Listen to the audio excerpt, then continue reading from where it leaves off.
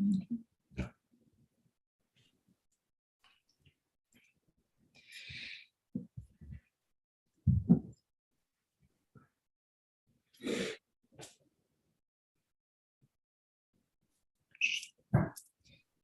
right.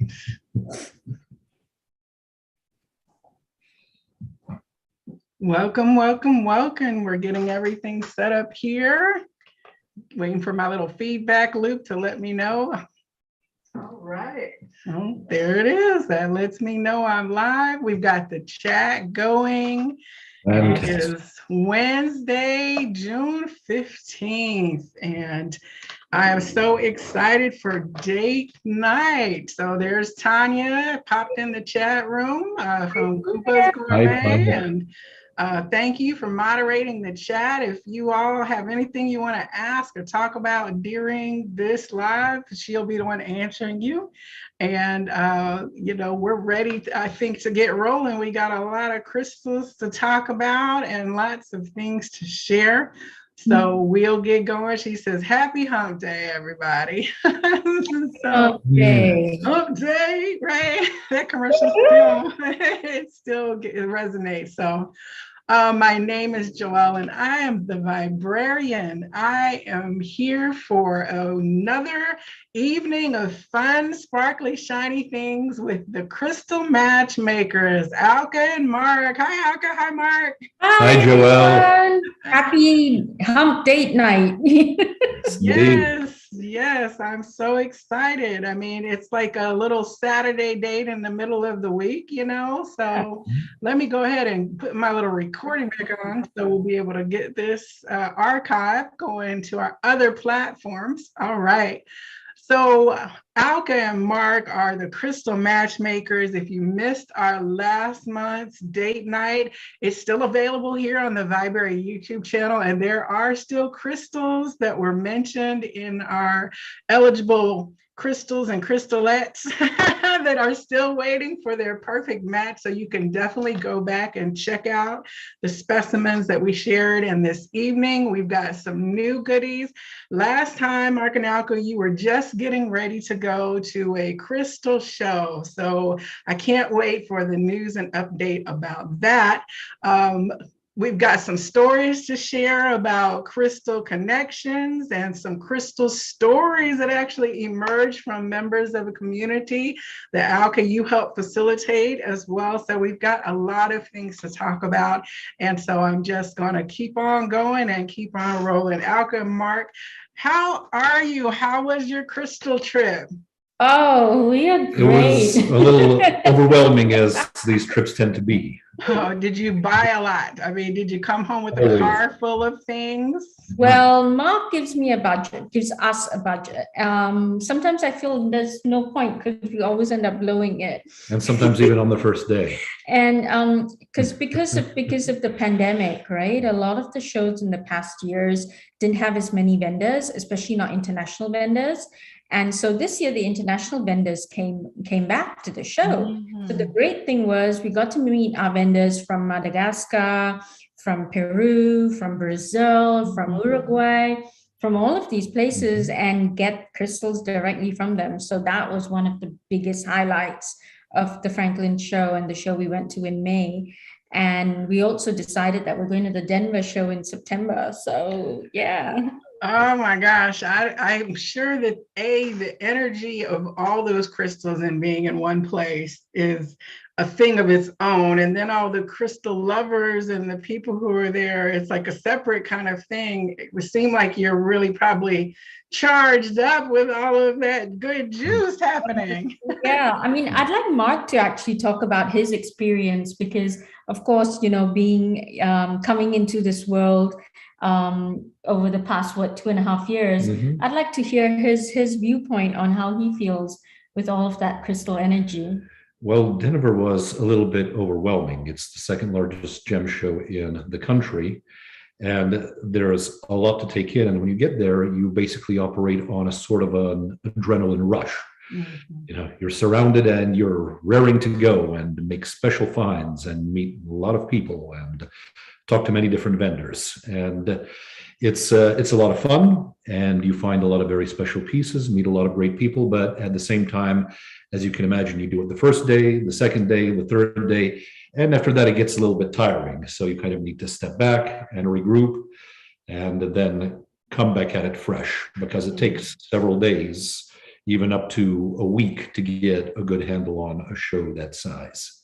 How long is the Denver show? Is it? I think the Phoenix show is actually a series of many big shows that go over a period of like 3 weeks, I think. It's Tucson in Arizona. And yeah, it's many shows over a 3 or 4 week period, actually. The Denver show is almost 2 weeks. So yeah, almost 14 days, slightly less than that. The Franklin show is a week. Oh, okay. So when you go, is it that you have to say, okay, I'm not going to buy right away. I'm not going to buy right away. Or do you really need to like go in with the target and get, because the good, beautiful stuff go fast? Yeah. How do you like meter yourself in terms of impulse purchases and remorse time? Yeah, it's really a learning experience. So with Denver, we had a list and we said, these are the pieces we wanted. And so we went, and every time we found stuff that we liked, or I got called and someone said, buy me, we got it. We were conscious of prices, but I think hindsight is, this year we want to go there day one, and we want to take a look, because a lot of people sell out in the first 2 days. We were there last year, the third day. And so we felt that, there were unusual things which we look for, which we might have gotten if we were there the first 2 days. We've also found, with the more shows we go, we've become more discerning with the vendors, as well as with the quality of crystals and the types of crystals. We already know we want rare and unusual pieces, but we've become even more discerning with, the absolute selection and quality and discussion with the vendor. And we're not as shy to say, okay, we can walk away, think about it, and come back, as opposed to, oh my God, we're so scared, we really like this, that it will sell fast. So it has to be a good balance of both. But I'd also ask Mark to give his comments, because I also wanted him to comment on the energy of all of the crystals. Because let's not forget, we're really in this for the stories, for the communication, to bring to people this energy that they need in their lives, or they want in their lives, right? And so I remember when first day in Denver, I remember Mark commenting that at one point he was feeling quite dizzy.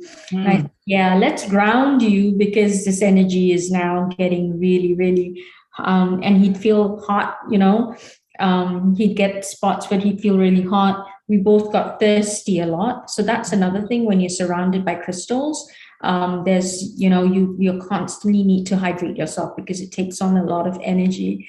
So yeah, I was really hoping you'd mention those experiences. Yeah, it's almost like being in a room with a bunch of people talking all at once, and you can't make out what anyone is saying. Right. And you try to do so, but still you make little headway, little progress. It feels like an uphill battle, because there's so much energy, so many different types of energies surrounding you. So it's quite a task to get through it. And at the day, it leaves you uplifted and exhilarated. But at the same time, you leave the show and you take a big breath and kind of collapse under your own weight, because you're just so tired.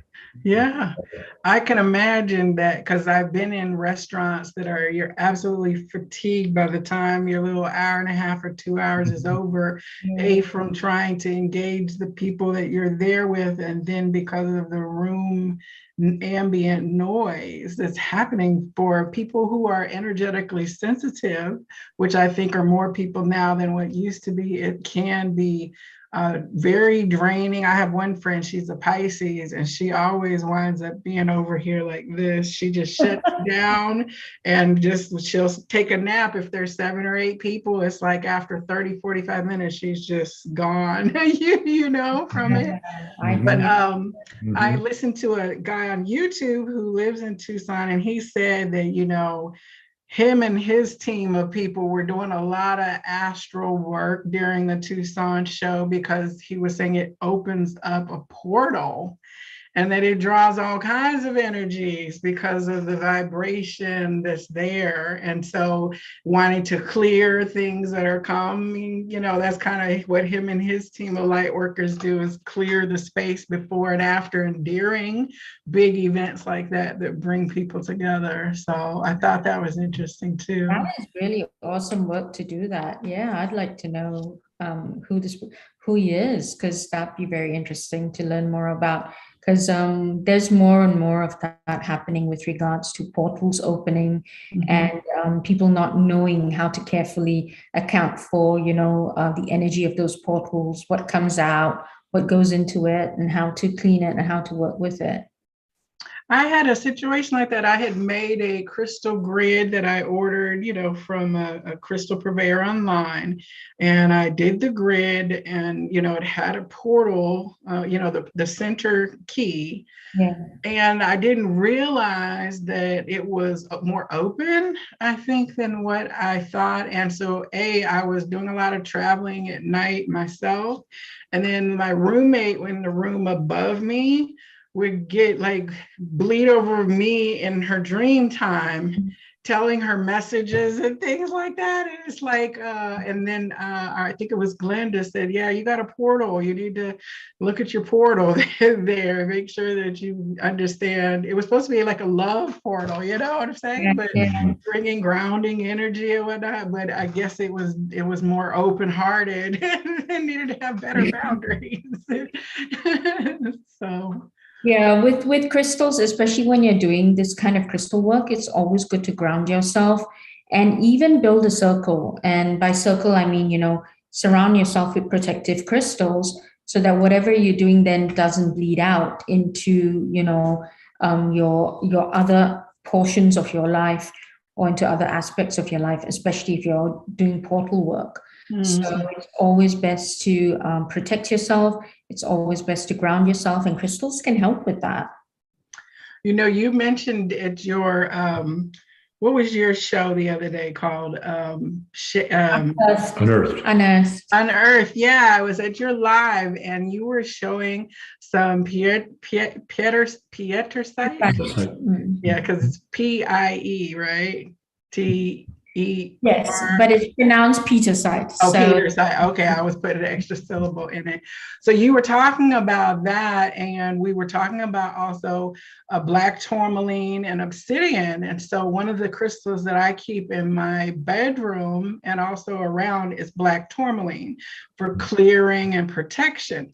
And you mentioned Petersite and obsidian. And I was doing a lot of astral just traveling and not necessarily lucid. So sometimes some mornings I would wake up and be tired because I'd been at work on different dimensions in the dream time. And so I picked up 2 little obsidian tumbled stones from Holistic, where I work on second weekends of the month. And I'll tell you what, that was on Saturday, and I have gotten more sleep in the last week than what I've had in the last couple of years with just the black tourmaline being there. So it definitely can attest to its grounding, and it's much smaller than the black tourmaline. I got a big chunk of black tourmaline. There's 2 little tiny pieces of obsidian. And I also got a prophet stone. Have you heard of prophet stone? Prophecy stone, prophet stone. Yes, I have. Okay, well, I want to circle back to that. But so obsidian and Petersite, what's so if I may talk about, because to me, crystals are like people, right? Or they are people. And so if I explain the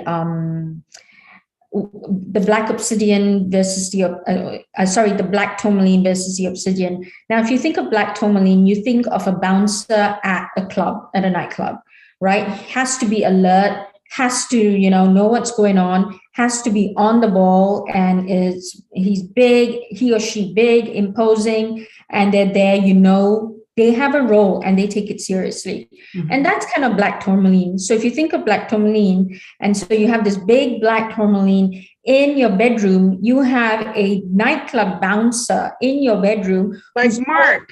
Like Mark. Okay. Why do you keep running around? Muscle-bound man in the room. Okay, great. Yeah, so you have this muscle-bound man or person who's always on alert. So if they're on alert, they're awake. There's an element of them keeping you awake as well, because they're always ready, right, to protect you. As opposed to Black Obsidian, also protective, but gentler. And the other thing about Black Obsidian is it helps you release and let go. So what we do at night is we process the day, we process everything. Our soul leaves our body or, goes wherever it goes. So we need all of that to be collected and processed out of our system. And that's what Black Obsidian does. It helps you process things outside and letting go outside of your system. So leave the black tourmaline for the front or all your entries and exit ways in your house. Okay. Leave black tourmaline in the different corners of your house for protection. And, let that bouncer protect you.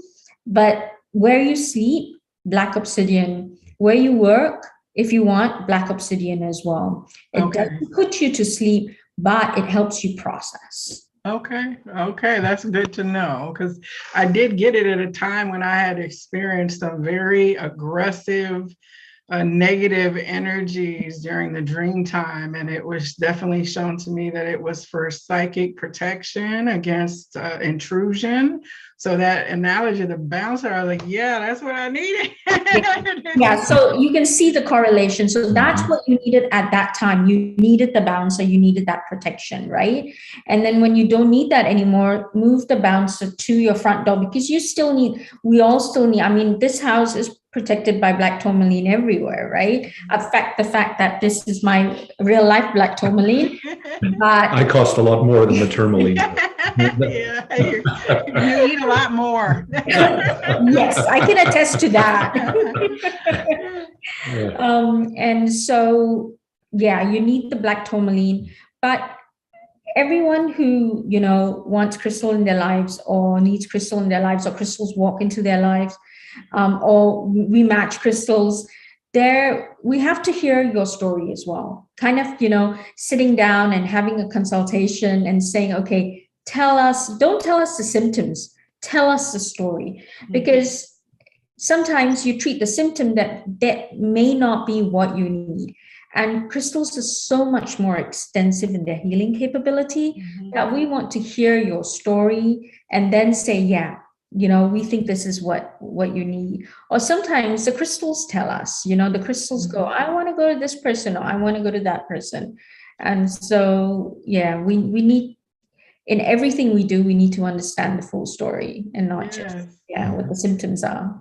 Well, one of the things that you all offer is the opportunity for personal shopping at these mineral and gem shows. So for those of you who are interested in getting ready for the consultation in terms of what's coming up in September, now would be the time to start having the discussion so that the energies can start being lined up and the call can be heard, and then the facilitation that you two will offer with the knowledge that you're going to be looking at certain things and that you've already built relationships with several of the minds and the craft people who are making beautiful things out of this, especially if you're looking to get something that is a big home piece, like like your grandfather celestial that you have, something that is huge, and so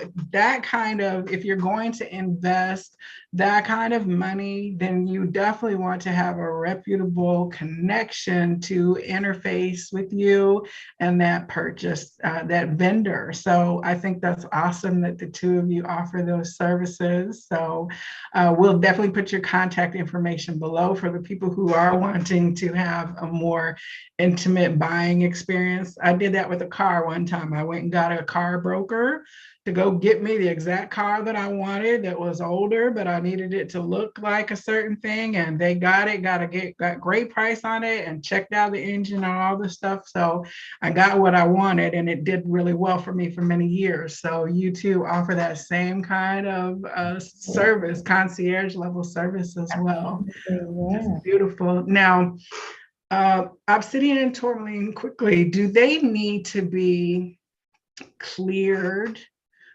or they're self-clearing because of their function? Black tourmaline is definitely self-clearing because of its function. So black tourmaline on an energetic, spiritual level clears all of those and kind of, again, the bouncer aspect on all of the negative spirits, right? So it just does not hold any negativity, just, reflects it back. So that's black tourmaline. So you don't have to cleanse black tourmaline ever. Obsidian, I do recommend cleansing, although black obsidian is essentially volcanic glass, about millions of years of volcanic glass, and it's used in mirrors actually. So it does have that mirroring effect as well. I do sometimes cleanse my black obsidian because I get kind of a sad humming if I feel it's been overused sometimes. Mm-hmm. So I do recommend black obsidian, just a quick wash with water and you're good. Yeah. Okay. A lot of times people recommend sea salt or salt, putting your crystals in salt. I find salt very harsh on the crystals. So my recommendation is always water, spring water, natural, water, or breath. Breath is great to just, that intention to cleanse your crystals. And the full moon cleanses the crystals and the new moon charges the crystals. So we just had a full moon. We're still in the energy of the full moon. You can still, put your crystals on the windowsill or outside, and you can cleanse them on a full moon as well. Okay. We have a question in the comments about the stone jet. Does it need to be cleansed, or is it self-cleaning as well? Yeah, jet, again, I recommend to cleanse it, same as obsidian, right? It doesn't necessarily need to be cleansed, but jet, it collects negative energy from you. So I always recommend jet to put under your bed at night when you sleep. So if there's anything everything that's being released from you will go into that jet. So because of that, because of, all of that it holds, it's also, I feel, a sentient being that needs to be cleansed, taken care of, because it holds so much for you. So I recommend jet be cleaned. Yeah. Okay, excellent. So last month I made a match with you all's assistance. It was showing itself to me so gently. It was teasing me.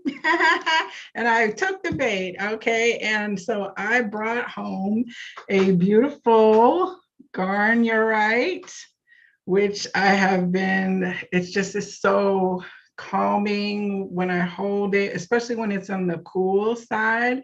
But I have been sleeping with it. I've had it in the nook of my arm. I've had it in my pillow. I've had it on my belly. It's just like I'll put it in my pocket the first few days. It was just sitting with me like all the time. And it just is such a beautiful energy. So the garnierite, all right. And so again, I love it. It does look like the moon to me, and I know it's moonstone. It's a form of moonstone, but just so beautiful. So again, with the garnierite properties. So garnierite is green moonstone. It's really about nurturing. It's about nurturing from wounds and from trauma. If you think about, the womb space specifically, right?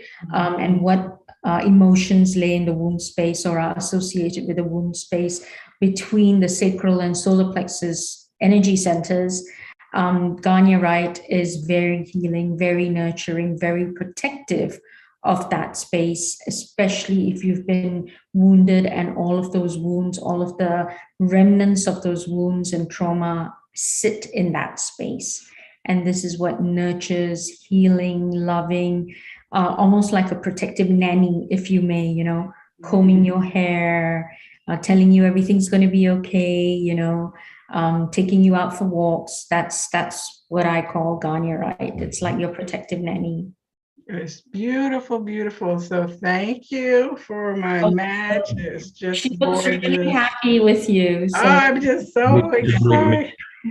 Yeah, it just there's a certain spot. So with crystals, a lot of times there's like a place where it fits in your hand that the energy activates differently. And so when I, turn it around, it's like I hit that spot and then it's like it clicks into place in a way like with a sigh. And so I'll fiddle with it even in my sleep. And then when it hits that spot, then I'm like, okay. Back to sleep. And it has been like a bowling ball and rolled off. And I'm like, but luckily my carpet in my bedroom is I have carpet instead of hardwoods. yeah, I don't recommend if you have hardwood because that's happened to me. I've broken a few beautiful pieces because of hardwood. Mhm. Yeah. And I took it up on the roof last night because I was hoping to see the moon, but it was so hazy Yeah. by the airport that I didn't have any moon view at all. I was, hoping to catch it on the horizon in the early part of the evening. So I just had to look at this instead. That was my No, mini moon. that's the moon, It's yeah. the next best thing. Yes. So also we had a connection with Tanya, who is going to be purchasing a brew site from your gorgeous selection as well. And I love it because that's why we're having these matchmaking events, is for people to contact you. And then we also had a viewer, Tracy, who had brought with her from Arkansas, from Hot Springs, Arkansas. And she asked you for a consultation to communicate and see what the story of that piece of, at that point, it looked like just a big rock with a few little sparkles on it. And she kind of intuited that there was, a diamond-like energy in it. So what was the story of that crystal? Oh gosh, I still have that rock and crystal in my mind. Such an honor to meet. So it's such an honor to meet crystals that people bring to identify, to find out the story. And the story of this piece was that she was a protector of the land, right? That Tracy was, and her family had kind of lived on and kind of there's habitation there, right? Mhm. And she wanted to be the center of energy in that land, to protect that land. So there's a request to build a labyrinth on that land and have her be as the main stone, the center stone for the labyrinth. But what was more important was the fact that she was also the prosperity bringer to Tracy and her family and her business.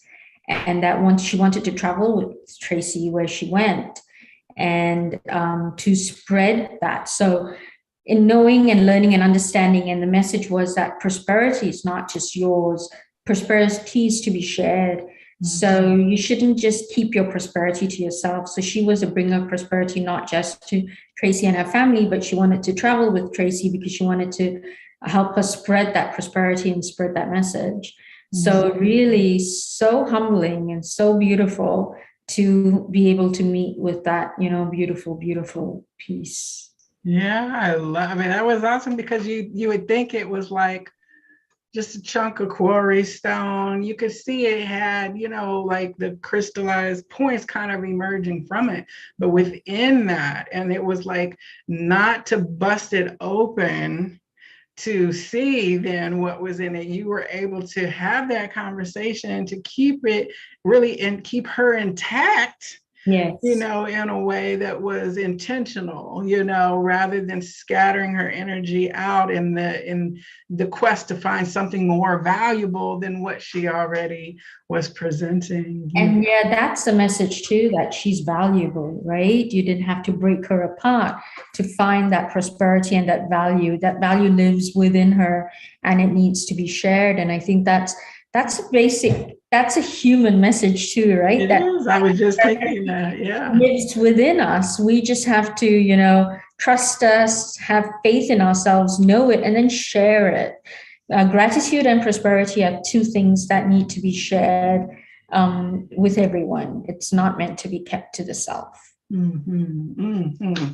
Well, so those were the previous matches, and now let's get to some of tonight's goodies. What do you have to share with us? Well, we have a few things that we brought today to share. Mark, what would you like to start with? Maybe the Trollite? This is, I will let Just Mark because it's talk one of my about it. favorites. This is one of Mark's favorites. It's a Trollite. It is only found in Brazil. Oh my And goodness. this one kind of looks like the galaxy, if you see that. It does. It So does. Is this one that's on your Etsy page? I'll pull up a picture if it is. We have Trollite palm stones on Oh, okay. Etsy, but not the sphere yet, although we will be getting the sphere there before too long. Can you talk about the sphere shape in terms of versus as a specific type of tumbling of or cutting? They're not even tumbling, because the tumble would be more shaped naturally by whatever knocks off the crystal, but these are actually like cut and polished into the sphere. Exactly, they're polished into a sphere. So if you think of a sphere, right, the energy as around energy, the energy goes to all avenues. So not just to corners. If you think of a cube, a pyramid, or any other shape, they go to specific areas, whereas a sphere energy goes as like a circle, right? It goes and it permeates and pervades everything. So it radiates evenly. Yeah, exactly. It spreads even energy out. So if you're thinking of a sphere in the middle of your house to just, permeate throughout the house evenly, a sphere is really good. They use spheres, crystal balls, right? The most traditional crystals we've seen in pop culture and everywhere else, that, oh, I'm gazing through a crystal ball. Well, that's again very intentional, right? Because if you think of the ball, it's really giving you energy from every aspect and every angle. And so gazing is also really beneficial when you have a ball. And tell us about Trollite, though. Well, the spheres, again, to add to what you said, they provide very easy access to energy because, again, of the easy radiation, of the easy emission. And basically, it's a phosphate mineral. It's a combination of quartz and lazulite and scorzolite, and found almost entirely in Brazil these days, although it was discovered in Sweden. And it's a very high vibration crystal, but at the same time, the energy that it emits is very gentle and calming. Okay. A soothing, serene effect, and it helps give you access to inner knowledge. Okay. And helps you to gain a handle on and understanding of your memories and of things that you may have suppressed. Oh, okay. All kinds of emotions. You might want to be careful and not willy-nilly. And helps you to form kind of a plan to deal with them. Okay. So it's not going to just rip off these suppressed things and then leave you. It will help you process as well. Okay. Yeah. Kind of leads you into a gentle contemplation of these things, of memories, both painful and pleasant. How do you spell that? It's a Trolleite. Yes. I believe. I definitely would not have spelled that correctly. Okay, and I'm gonna the EITE. I'm gonna share my page real quickly so you can see how truly beautiful the blue is in the light. Here are your palm stones. Yeah, so those were some of the first few palm stones we got, and then we managed to find a few. It does look like space, It does. Yeah, looks like the cosmos. Absolutely does look like space. Oh, beautiful. Oh, yes. Okay. There's no such thing as a not desirable crystal to me. I'm like, I want them all. You would need both. But then I get overwhelmed. So you do better at managing all of them in their right place. But it does look like a galaxy. And I've seen people who do this crystal ball gazing and things. I think that because my clairvoyance, I'm more claircognizant.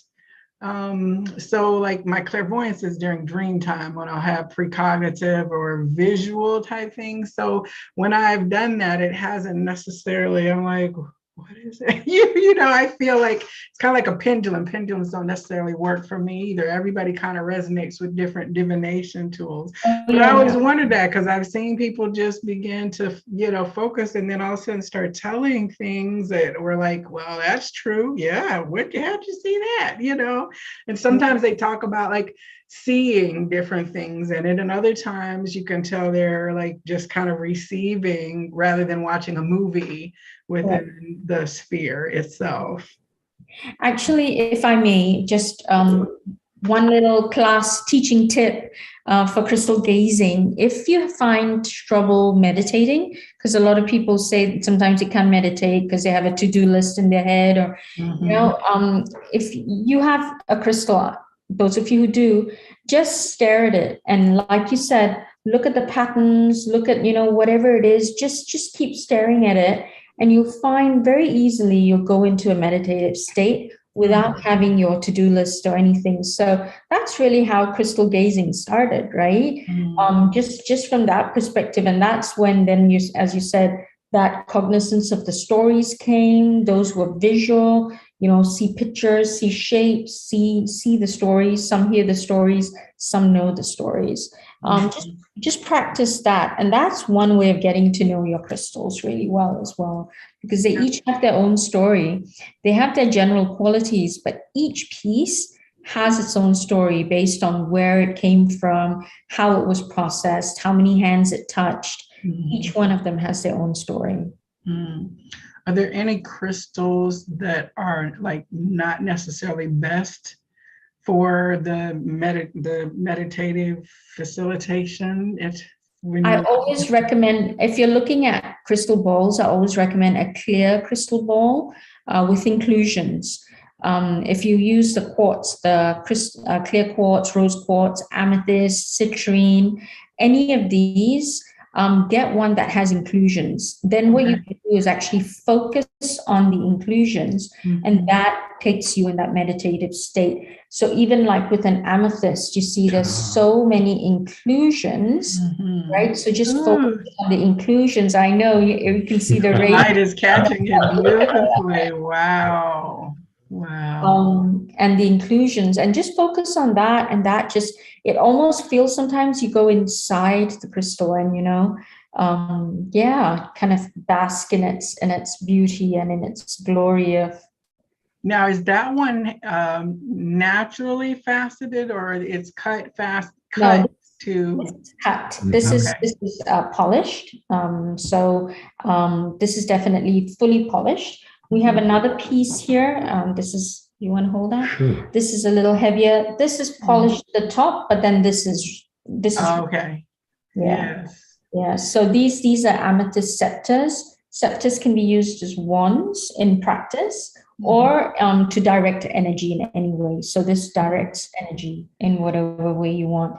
But from what I was explaining about meditation too, look at all of the inclusions, and that kind of brings you to connect you with your crystals as well.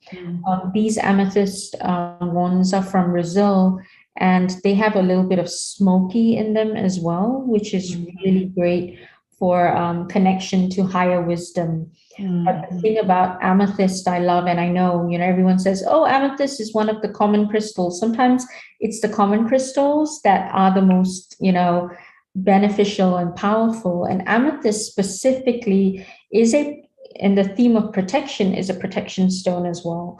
It's a protector of your soul. So if you think, your soul is traveling at night or going places and you get very tired, amethyst tethers your soul back to your body. Okay. It brings your soul back to your body. So for that, it's really, really highly protective.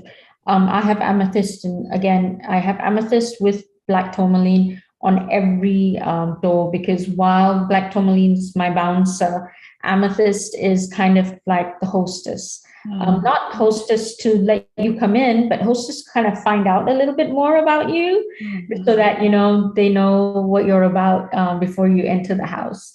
So these are the two pieces of protection I recommend everyone have at their front door. specifically. And amethyst is a healer transmuter too, right? Mhm. Yeah, that's what I always tend to say for soft healing, and then also to transmute energies to higher frequency, which I'm sure that's why there's so much of it and so prevalent in the United States, why there's so much amethyst. We got a lot of stuff to transmute from the land, and us who inhabit it. So these are very affordable, like I have to say that, this is a gorgeous, gorgeous crystal, and it was not expensive. We're not talking about hundreds of dollars for some of these things. So it is about practical purchasing as well. You don't have to buy $1,000 chunk to have, in the foyer of your home. Things like black tourmaline and selenite and amethyst are on the very, very affordable 4 big pieces. Rose quartz, very, very affordable to bring into your home in great quantities. Yeah, absolutely. And I always say, when you're meant to have a piece, the price is either going to be right for you at the right time, or you're going to find the funding to get that piece. That's always happened to me. When a piece is meant to come home with me, I've either, oops, there's $50 somewhere in my pocket, I didn't know I had that, or the price, there's a discount on a piece, or something or the other, so when it's meant to be, it's meant to be. Well, and the worthiness, we have to get to that point where we're just allow the universe to bless us, that we're so used to saying, oh, well, that's a splurge, I'm going to spend $300, that's like a big fancy purse or something like that. And there's the whole, guilt factor. But when you say, I allow myself to receive the spiritual support, the energetic support through the form of this crystal, that changes the transactional feeling of that, right? Because why would you not want to invest in an educational tool or something that increases your value? It becomes a different calculation in our checkbook when we can allow that transaction to happen for us. So, and think of our journeys here about self-discovery, self-healing, and really that's where the crystals work the best, when they're helping you and healing you. You don't have to get thousands of them, but just the right ones for the right purpose, that you need them for. So what else do you have to show us? So one thing that turned out really pretty on the camera is this beautiful Eudolite. The side. So clearly Eudolite has got different things happening in it, because you can see black, you can see gray, and then like this purple magenta. Yeah, it's more magenta, red. It seemed we picked up crystals that Mark is really in love with, and kind of the bachelor and bachelorettes that Mark chose a lot of. So you want to talk about this one too, Mark? Well, the Eudolite is from Russia, almost exclusively, and in the stone you also have ergarine and nepheline. The ergarine is the that greenish hued part in the matrix that you see, and the rest is the nepheline, and then you have the Eudolite, which has that rich ruby-like or cranberry-like color.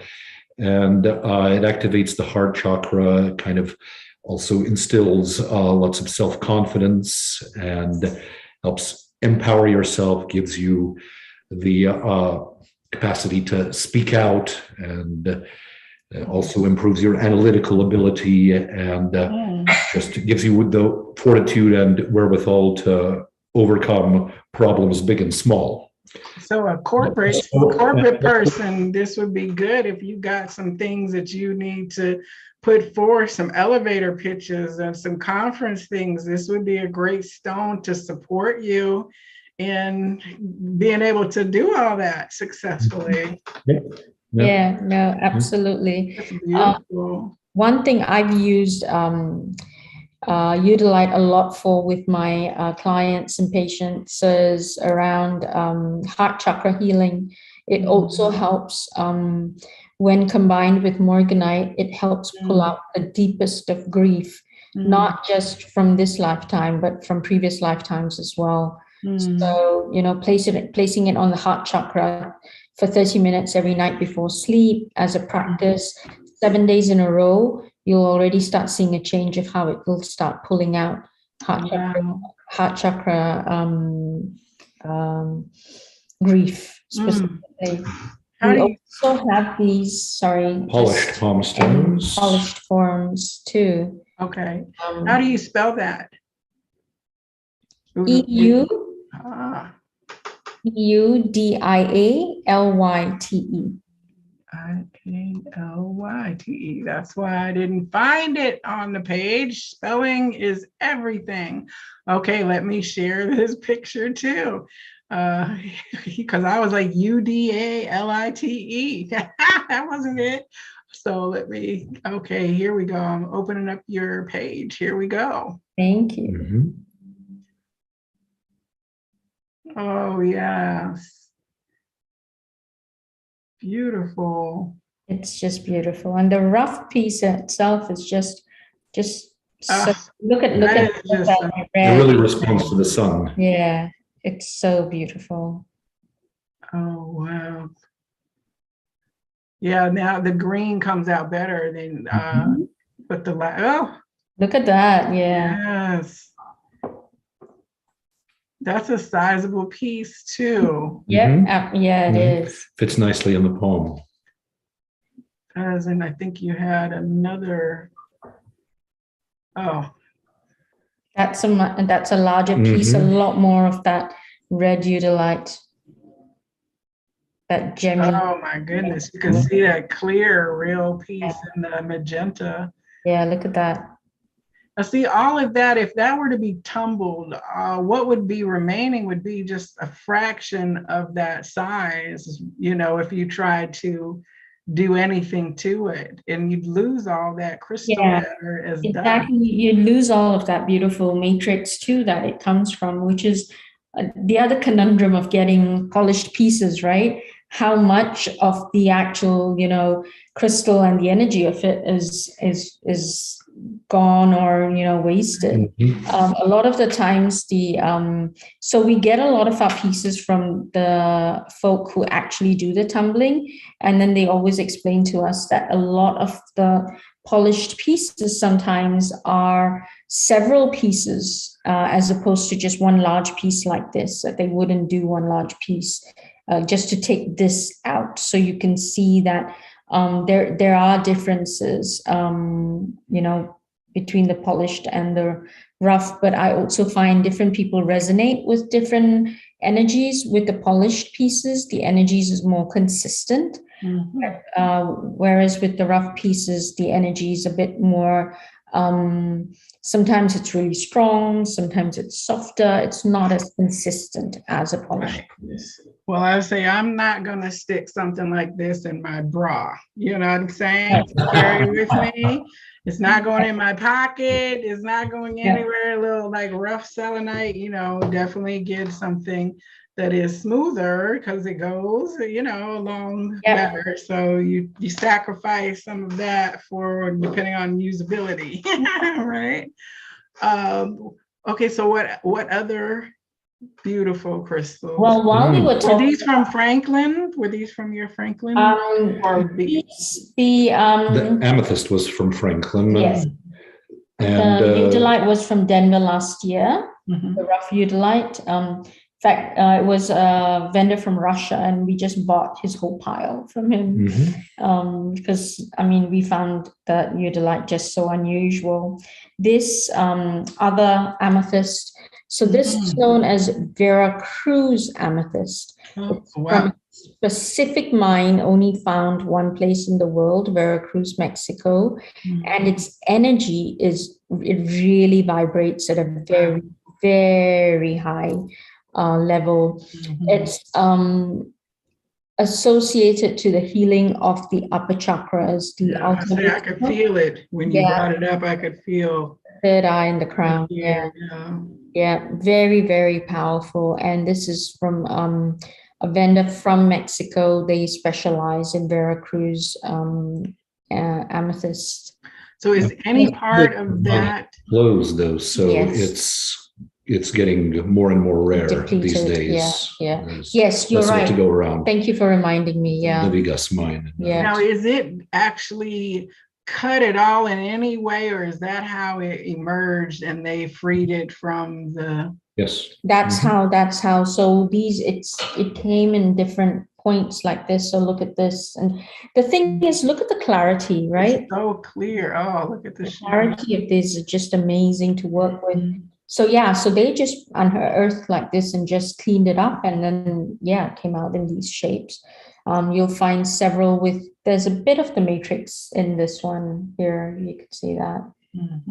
Yeah, so we got quite a few of these because they were just vibrating at such high level, and we said we just had to get them. Yeah, as you're turning it, it definitely, you can see the shooting of the refracted energy from it, in different directions as it catches the light. Yeah.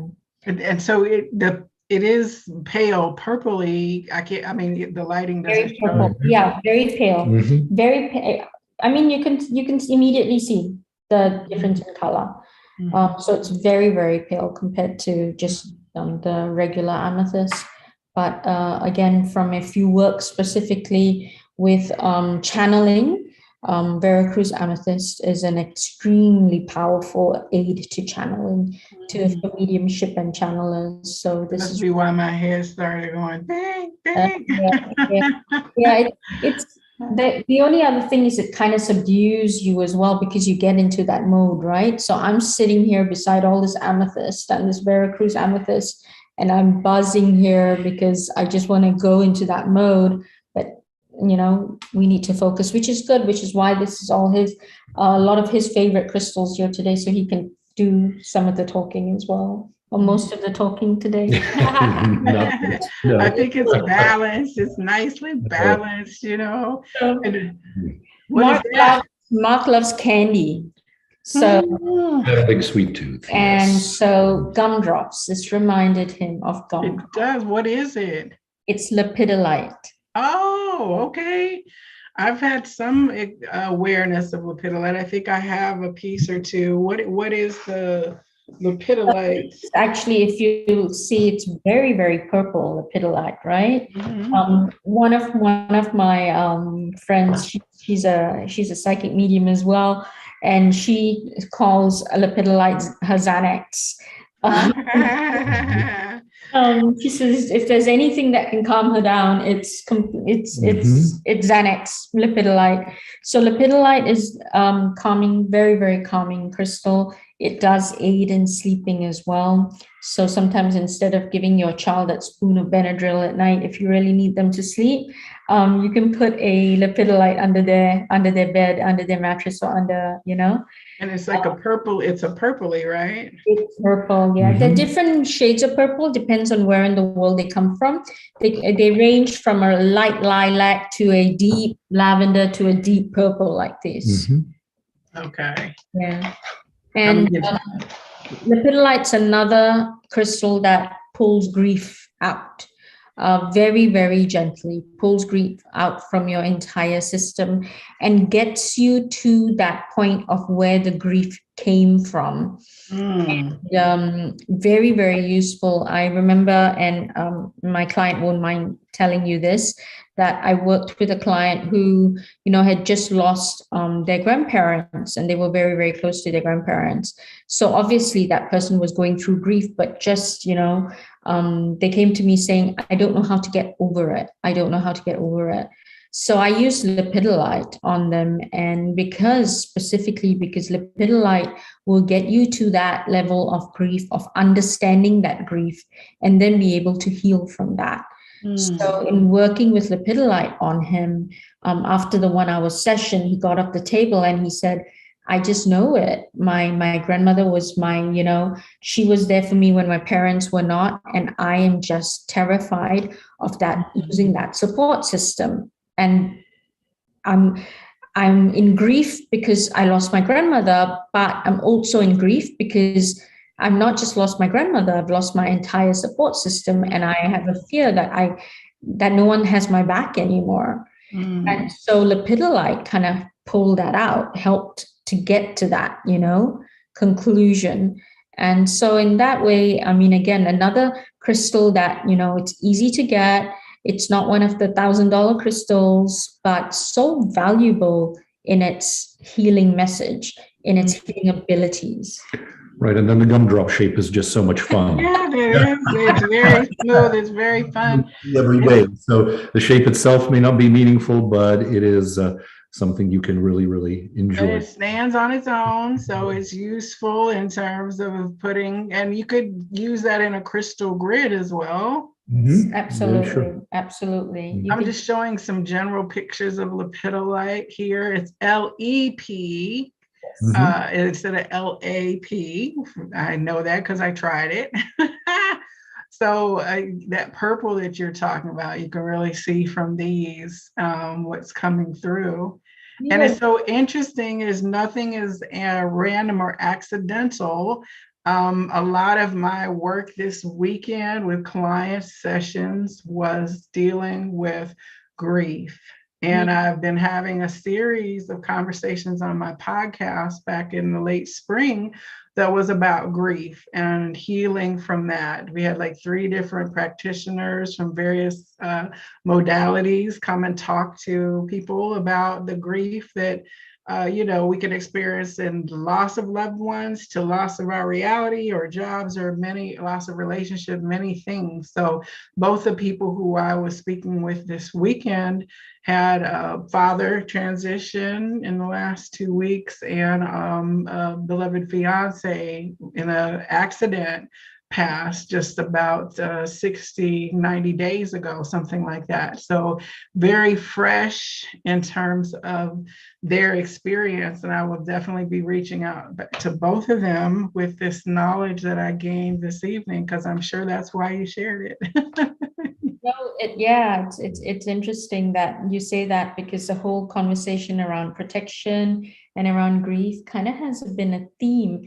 And so I guess this is a good time to announce that our next live is going to be on Wednesday, the 29th of June. And the theme is around protection. And healing. Yeah, and healing. So beautiful. I'm looking, while I was scuffling and looking here. So, I'm all about the references and the resources, and I love beautiful books and things of that nature. And lepidolite is in the Crystal Spirits Oracle by Colette Baron-Reid. When you spell it right, funny how things are not there when you're looking alphabetically with the wrong second letter as an A instead of a E. Kind of comes into a different kind of clarity when you do that. Okay, so here is the card for lepidolite. Oh, lovely piece. And they have it affiliated with 32, which is a 5. So again, that's going to be about change and transitional things. So I could see why helping us move through the transition of grief from the transition of the person would be aligned with the numerology, at least, that's provided. And also right above that was black tourmaline, which we were talking about as well in here. So, the crystals have their own stories to tell, but I have several, resources. Crystal Spirits from Colette Baron-Reid, this Liquid Crystal Oracle, the author of this, Justin Mokhar, his Instagram is amazing. He does this crystal calendar, the crystalline cycle, and publishes these beautiful energetic pictures of crystals throughout the year. And I find more often than not that I wind up being drawn to like a crystal, like I received a hemimorphite in the mail on hemimorphite day. So it's like, who knew that it was going to be shipped, things like that to happen.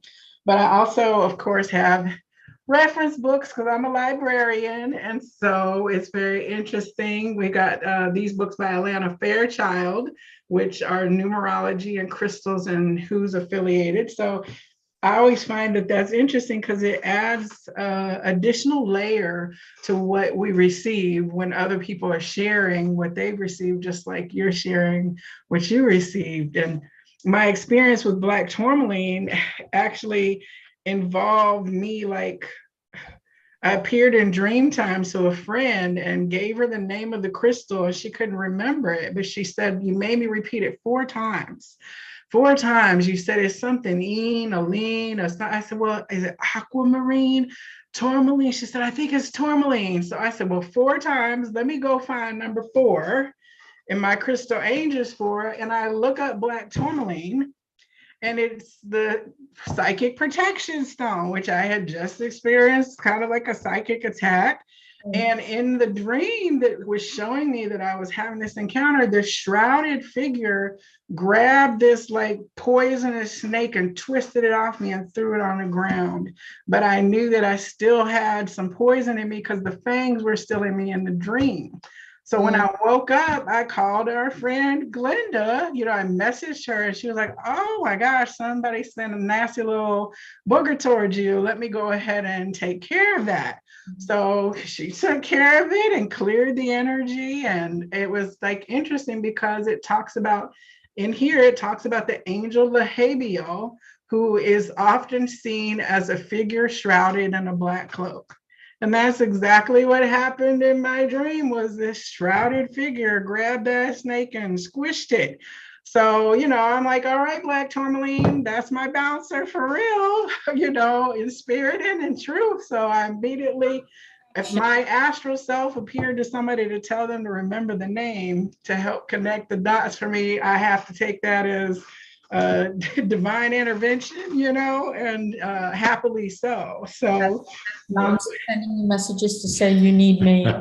yeah. So things like that, it may seem weird to people, but if you've ever had a kind of experience where you walk by something and it speaks to you and you just can't get it out of your mind, like when you see like those gumdrops, it's like, oh, I just want to eat them, right? That's part of your body system telling you, yes, bring me home. And you don't have to know why. Yeah. But trusting yourself that if you're not some kind of addict in terms of you have no control and you gamble away all your money in the crystal mines or something like that, if you don't have a problem, then it's really a resonant thing for you to go ahead and bring it home. And you may never know why, honestly, you had this affair with that crystal for a period of time and then you lost it after a period of time, but the crystal and the divine know what was happening for you at that time. You didn't have to be aware of it for it to be happening. No, absolutely. And again, just to help everyone understand that, Joelle, as you know, I've been teaching now for 3 years, crystal classes. So I've got another series starting in the fall. And to introduce that, I'll be just, probably introducing some bite-size 15, 20-minute crystal talks. So that's something that's coming up as well. And the reason I want to do that is I just want to share this bite-sized knowledge with everyone, even if it's about how do I clean my crystals? Why do I need a protection crystal? Why do I need crystal to, help me channel? Or why do I need a crystal to help me focus? You don't necessarily need it, but it can aid and help you. And there's never any harm to ask for help. And that's what crystals are there for. Right. When I post certain things to the business Facebook, I get a lot of comments from trolls, which is very interesting, I guess, when you pop your head up. But sometimes I'll get comments about, you need to stop that new age devil worship, with crystals and things like that. And I'm like, have you ever watched TV on an LCD? Liquid crystal display, Timex with the quartz in it is so reliable. Like if we're utilizing it for industrial tools, like we're using, like we know that it has the ability to do something positive, amplify something, make it crystal clear. why would we, being a material substance of bone and flesh and blood, be any different from the components that make up the TV screen? To me, it doesn't resonate, but I know for some people it challenges their spirituality in a way that makes them respond fearfully. But, I guess the goal of these things is for those things to have an opportunity to be enlarged in terms of their frameworks and mindsets. Yeah, just, I mean, one thing, and if we can look at it positively, is they paid attention to it. And so they looked at it and they saw it. I mean, they could just ignore it and not say anything, but they were disturbed enough to talk about it. And to me, there's got to be some resonance that they felt compelled to, right? Right. So that's in itself, it's reached someone. It drew something out, that's for sure. I want to share real quickly the pictures that you provided for this year's, this month's marketing. If you give me just a moment here, I am going to pull that up because you had some gorgeous, gorgeous pictures. So let's see here. Well, courtesy of Mark's photography. I mean, you know how to showcase that. They are gorgeous. Okay, so we have this black tourmaline. Yes, yeah, so black tourmaline. You want to talk about the black tourmaline? The black tourmaline with muscovite mica. Okay. See if I can move this out of the way. Can it go away? I hope you all aren't seeing that. Here, I'll take it down to the bottom. All right. Muscovite, is that the coppery on the sides? Yes. So it's known as muscovite mica. Mica, they're like sheets of crystallized minerals. And what mica does is, while black tourmaline's your bouncer, muscovite specifically is very grounding factor. So it's grounding to the earth.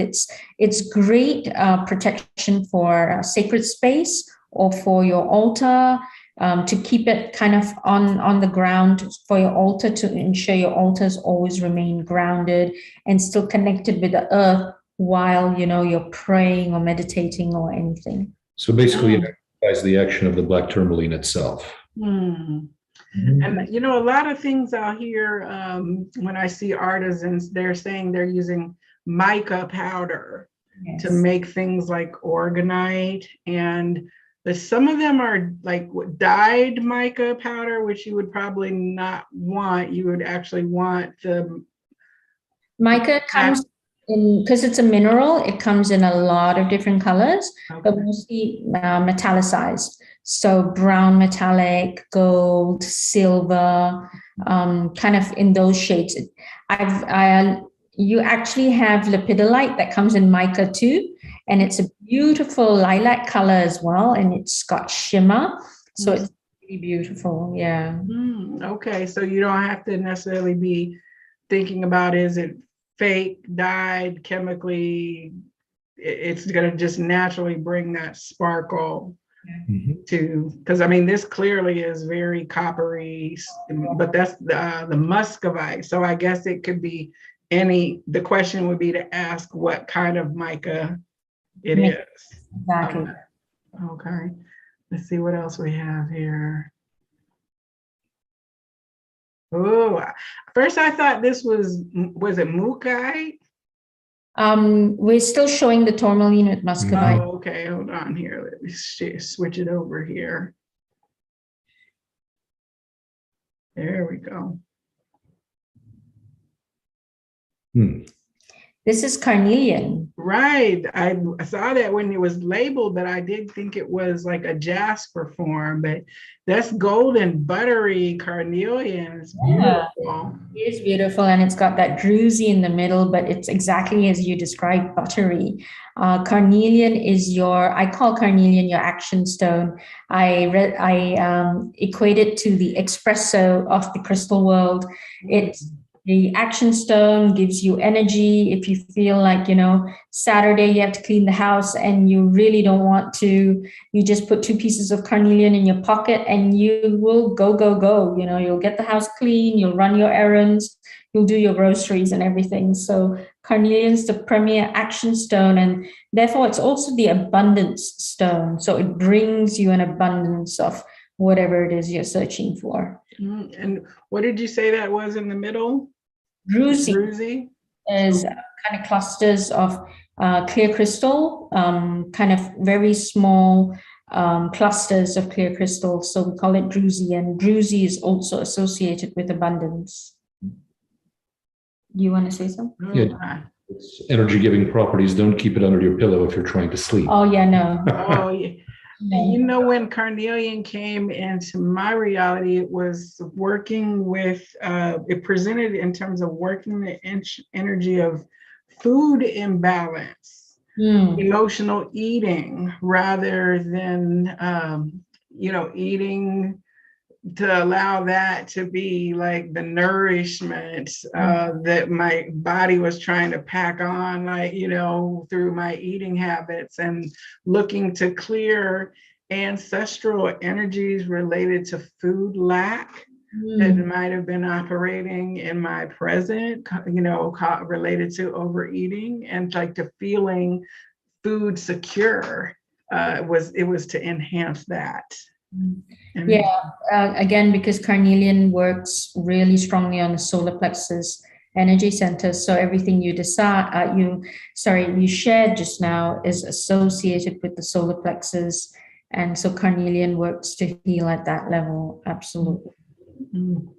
All right, let's see what else we've got in this beautiful stack here. Oh yes, this is your mango citrine. Let's see if we can get that going here.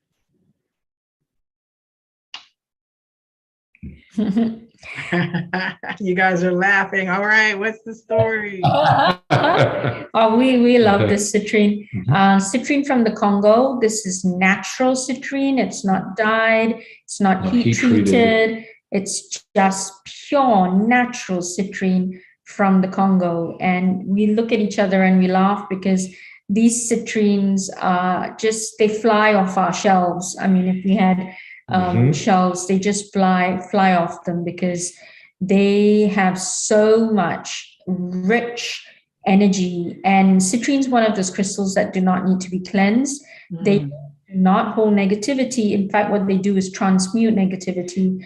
There are very few crystals that transmute negative energy to positive energy, and citrine does that. So obviously very valuable in that aspect of itself, right? Transmuting that energy. But also it's known as the merchant stone. It's prosperity. It cleanses your solar plexus chakra. It's sunshine. It overall just, completely heals at that joyous level and provides that positive flow of energy into your life. We're looking up here at that beautiful, rainbow kind of fractal that's showing there. And I keep hearing, let the sun shine, from Age of Aquarius, right? Like, let the sun shine in. And this beautiful, is this one still available in your store? This one is listed on our Etsy store, so it is available. Gorgeous. Okay. It's beautiful sunshine, just amazing. All right, let's look to see what else we have here. I think this one is listed, it says emerald. Let me get back over here so I can share.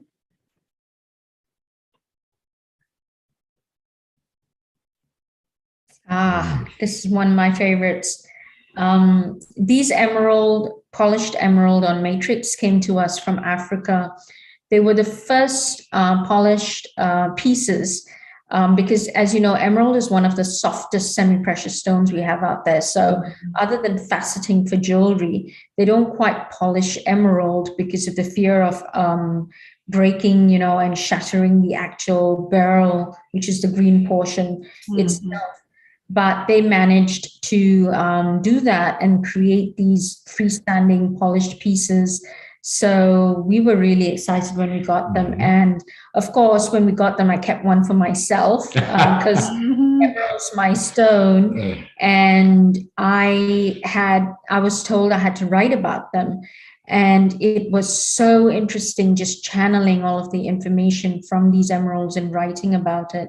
That energy of nurturing, that powerful energy, yet loving energy, because it's about the heart energy center, the higher heart energy center, which is a connection to the spiritual heart. So just some amazing stories and amazing messages from this emerald, which will be in the book. So okay, one of the pieces that we will feature in the upcoming book. Now, these are actually then just like individual submerged points that we're seeing here. If they were removed all the gray parts, these would be points, and like what you would see in a cave, kind of like the last citrine that we saw. But the points would not be as sturdy. They would wind up breaking more so than the citrine. Is that then what you're saying?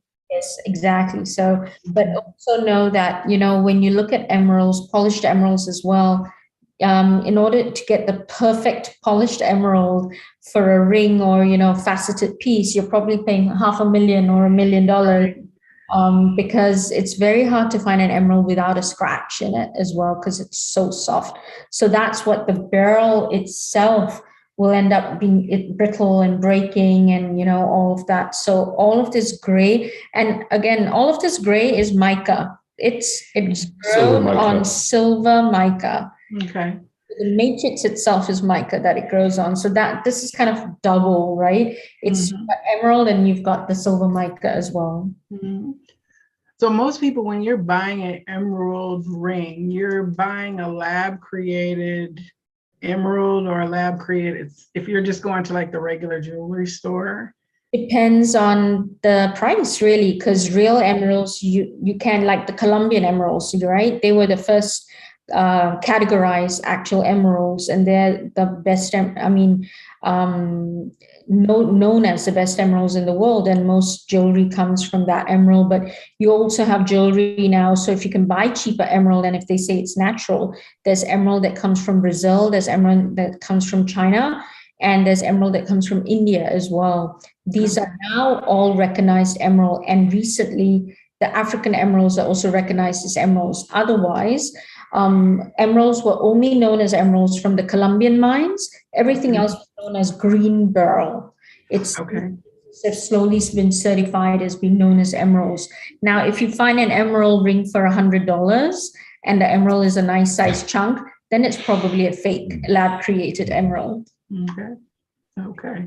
Well, that one is just gorgeous. And so I'm going to also share here your Peter site, because we talked about this the other day on your Unearthed and a little bit earlier as well. Now, these are just, none of them are the same. Oh, yeah. They're all different. So let's talk about Peter's site. Peter's site, again, comes from Africa, not very easily found. So we actually, one of our regular suppliers knew that we were looking for petersite, and he came to us and said, guess what I got all of this rough petersite material for him to polish. So he got the rough material from Africa, and so polished these. His family and him have this polishing, they have the polishing business, so they polished it themselves. The high quality petersite is actually the blue that you see on these pieces.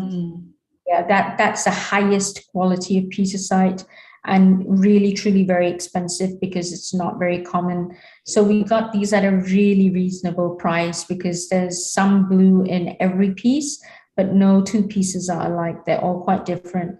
Petersite is they say it's a grounding stone. To a certain level, it is grounding, but what it does is it grounds your spirit to your body.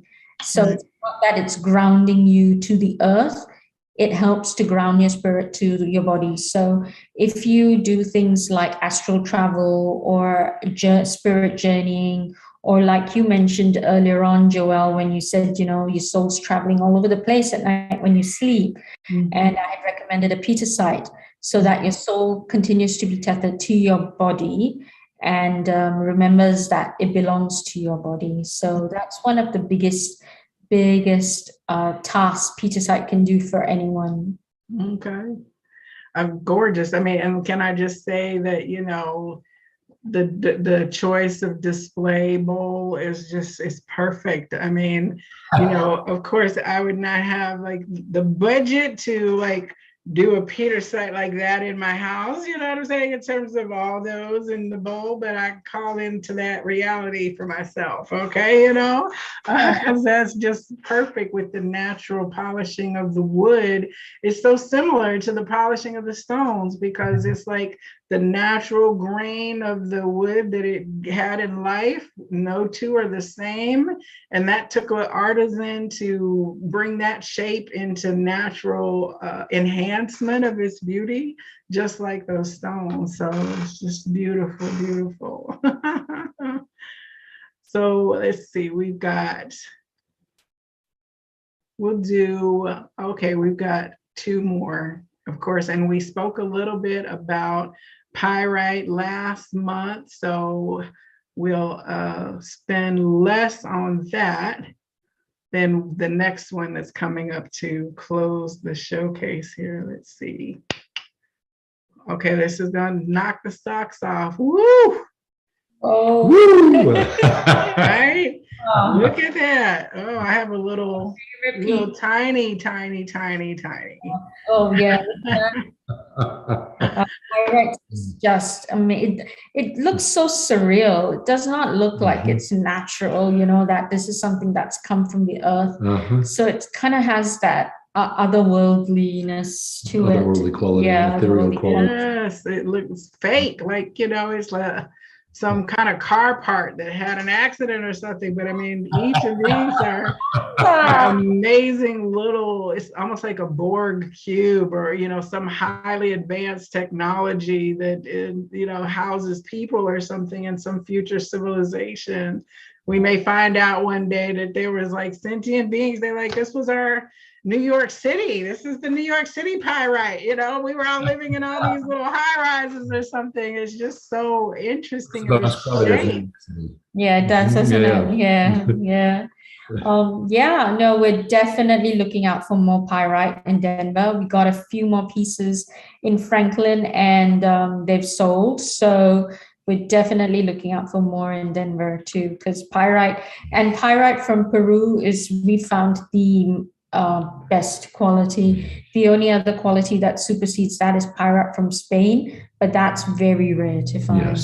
So, but we do have some pyrite cubes, actually carved cubes, listed on Etsy right now. That really look I like believe they are Peruvian, and they look like Borg cubes. Okay, yeah, I mean, and so this is just dusted off basically in terms of when it was unearthed. There's not any kind of they didn't cut these like this with some machine. It's just they took off where they could, these kind of like that's just particles. Pulling it out of the mud or pulling it out of where it was from. So you'll find that like our cubes that we have a bit of that black in there as well. But no, completely natural, not polished. They are as they are. Yeah, is pyrite very much often polished, or is it because it's so spectacular in its like natural? You have like our cubes are polished and but we are beginning to just go towards these natural formations because I encourage everyone to have pyrite at home. Pyrite is a finder of lost things.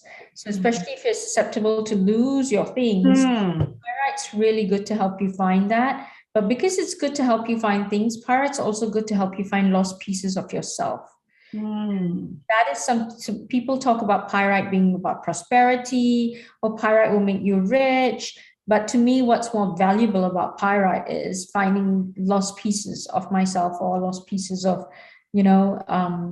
yeah, those aspects of ourselves that we lose. Pyrite helps you bring that back to you. So it's like a shaman stone. But just your car keys. Okay, and so the last one that we have here, which is just another one. I say that about all of them, I know, but they all are just gorgeous. It's the Septarian Zumi. Oh, yes. this little guy, he's adorable. So this is a Septarian Zuni bear, which, as you know, is a spirit bear with calcite. And this is mined by a family in Utah. So they mine the natural material and then they polish it themselves. And all of that yellow you see is, orange you see is orange calcite. And we bought this directly from the miners and the polishers. So yeah, one of our favorite pieces. Almost, loath to let it go, but it'll go. Yep, it needs to be matched to that perfect home. What do you feel and think about the Zuni bear? I just feel a sense of renewal and of increased energy and increased well-being, happiness, and just kind of a go do it sort of attitude. Go do it. Yeah, that's awesome. Beautiful. It's like, like I didn't even key in on the bear part about it. When I saw it, I was just like, I love that you could see the different substances living together, in the format. And it's mind-boggling when you consider what it takes in terms of number of years and the amount of pressure and elements that bring this physical version of energy into form. It really boggles the science mind part of me as well, Yeah, the geological aspect of it. Absolutely. Yeah. We have a pretty awesome planet, I will say. We absolutely do. So this has been another beautiful conversation. I'm going to be looking a little bit more into lepidolite because I know I have one around here somewhere, and that caught my eye. So I know there's more information to come from it.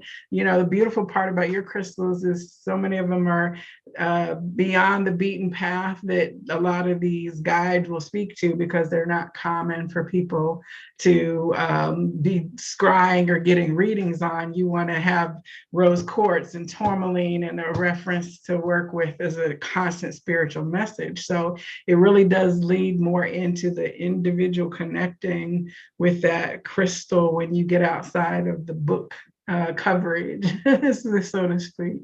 I always tell people, if you go to a crystal shop or you're looking for crystal online, just close your eyes, breathe, open your eyes, and notice what shines the brightest or what color you get attracted to. And that's probably what your body or you need at that time. Sometimes we find, I used to work at a store that used to sell crystals, and they pour over the, Judy Hall's Crystal Bible and say, and look for, I want this and I want that and I want that. So which one should I get? So I said, okay, just stand here in front of the smaller crystals, close your eyes, take a deep breath, ask guidance and say, I need help with X, Y, and Z. Open your eyes, and your eye will immediately go to a color that, attracts you, or a shape that attracts you. And that's probably what we need. Absolutely. Go with your gut, right? Because that's how we go about purchasing crystals as well, both for call us. ourselves and for our customers. There has to be something special. And that's why you're the matchmakers, because you have a good connection in terms of facilitating that.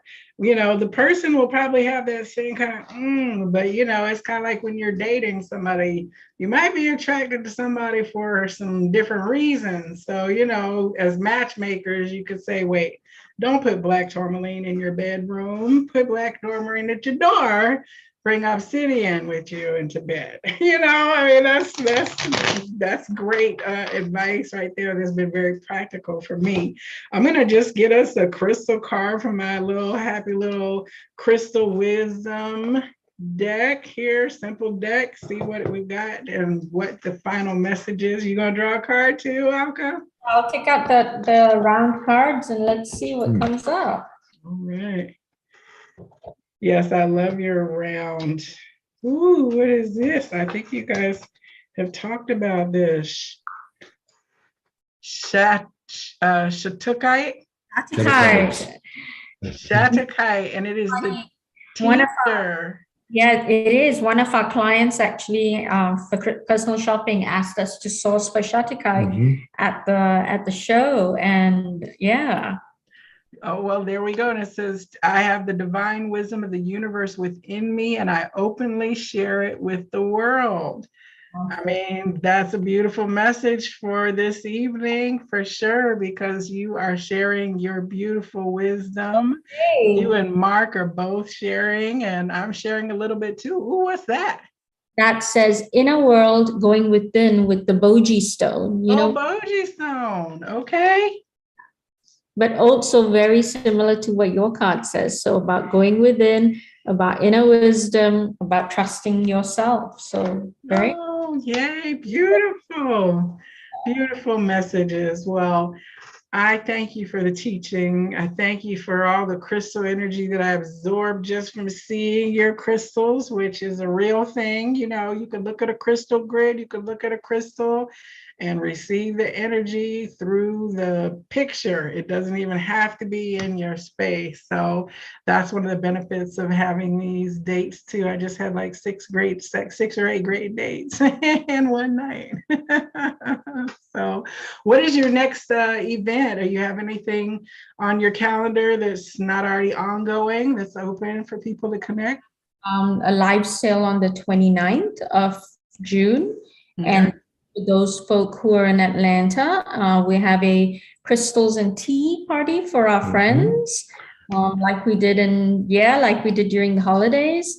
And that'll be in mid-July. Yeah, mid-July. Okay, I know at least 4 people that have been after me about, I want to go to Mark and Alka's next crystal party when they have one. So they were kind of not jelly, but they were like, I want to go, next time. So I have a list of people I'm sure that will have to get by the bouncer at the door and make sure. Yeah. And as I mentioned, in the fall, I'm starting classes again, but in between, in August and September, I'm going to have little bite-sized previews of the classes so that we have folks sign up for that, and that'll be a new series. An example of that is using how to decorate your house with crystals that benefit you energetically, your family energetically, feng shui with crystals. What you should have in a crystal toolbox. So the must-have crystals, we'll learn about the crystals. You learn how to use them, crystal journaling, and how to connect with your crystals and learn crystal stories. So how to uncover crystal stories for yourself. So that's just some of the use.